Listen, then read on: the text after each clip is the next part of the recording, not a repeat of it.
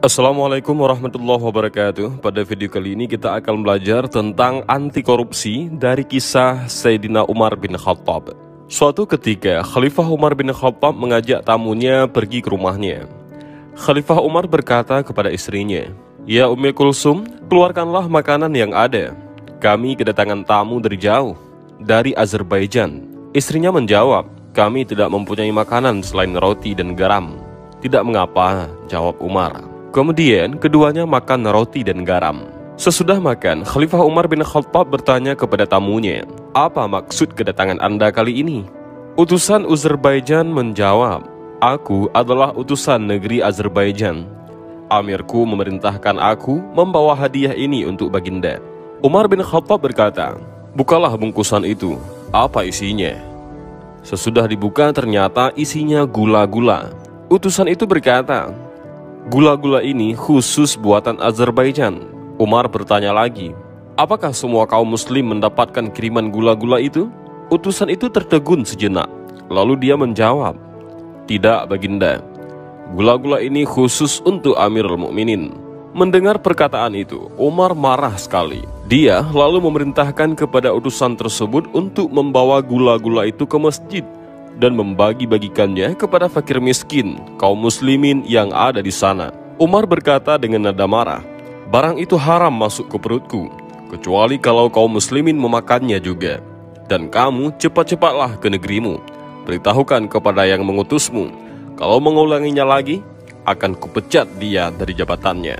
Kisah tadi memberi pelajaran kepada kita bagaimana seorang pejabat menyikapi gratifikasi atau pemberian hadiah. Umar bin Khattab menganggap pemberian hadiah ini sebagai suatu gratifikasi karena kalau dia bukan seorang khalifah, tak mungkin sang utusan tadi akan memberikan hadiah kepadanya.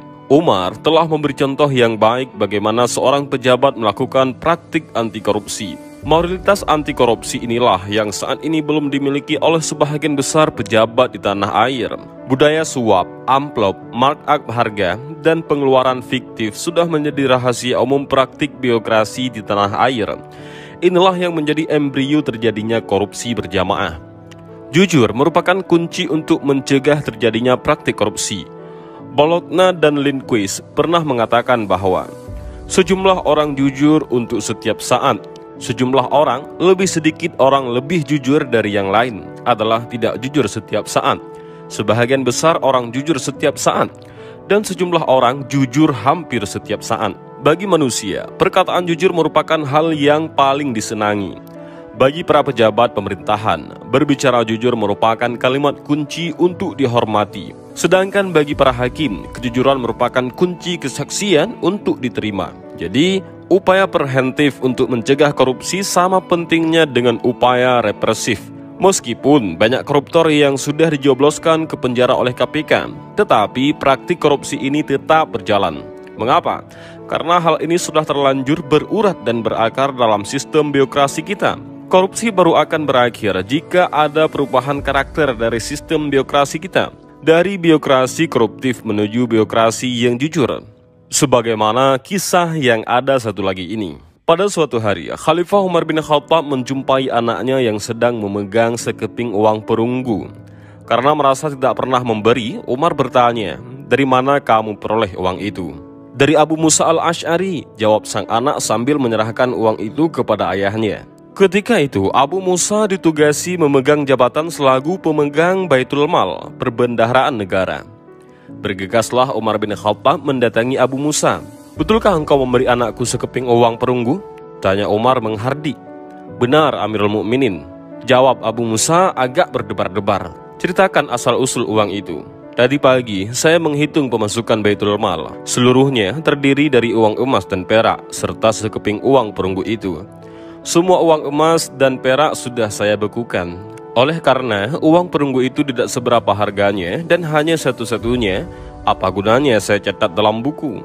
Jadi saya berikan kepada anak engkau, sekedar untuk membeli kuih-kuih kecil." Umar naik pitam. "Tidakkah kau lihat anak-anak lain daripada anak Umar yang lebih membutuhkannya? Sesungguhnya, anak seorang prajurit rendahan yang berjuang melawan pasukan Romawi di garis depan jauh lebih mulia dibandingkan anak Umar, seorang khalifah yang hanya memerintahkan tentaranya berperang dari kamar tidurnya. kata Umar sambil menyampaikan uang perunggu itu di hadapan Abu Musa. Selain tegas, Umar bin Khattab dikenal sederhana. Kesederhanaannya tetap melekat meski ia telah dipercaya sebagai pengganti Abu Bakar As-Siddiq sebagai khalifah. Sahabat Nabi berjuluk Al-Faruq ini sangat anti dengan apa yang berada di luar lingkar haknya. Ia hanya mengambil sedikit dari apa yang layak ia terima. Itu pun sekadar untuk memenuhi kebutuhan hidup sehari-hari. Sekali waktu di tangan Umar tak ada lagi uang, sementara ia mesti memenuhi apa yang ia dan keluarga butuhkan. Beberapa saat Umar berpikir.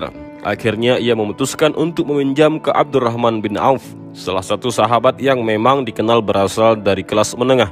Wahai Abdurrahman, pinjamkanlah uangmu sebanyak 400 dirham kepada saya, kata Khalifah Umar setelah menjumpai Abdurrahman. Mendengar permohonan atasannya, Abdurrahman sangsi. Ia menjawab, mengapa kau mesti pinjam kepadaku? Bukankah kunci Baitul Mal ataupun kas negara ada padamu? Mengapa kau tak mengambil dan mengembalikannya nanti jika sudah ada? Wahai Khalifah. Tidak, balas Umar.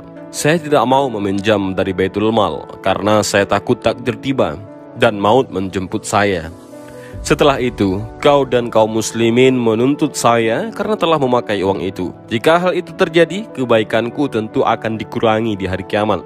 Sedangkan kalau aku meminjam darimu, maka ketika aku meninggal dunia, kau dapat menagihnya dari ahli warisku. Dan inilah 3 kisah bagaimana kita belajar tentang anti korupsi dari Sayyidina Umar. Mudah-mudahan video ini bermanfaat bagi kita semua. Amin ya rabbal alamin. Allahu a'lam bishawab. Assalamualaikum warahmatullahi wabarakatuh.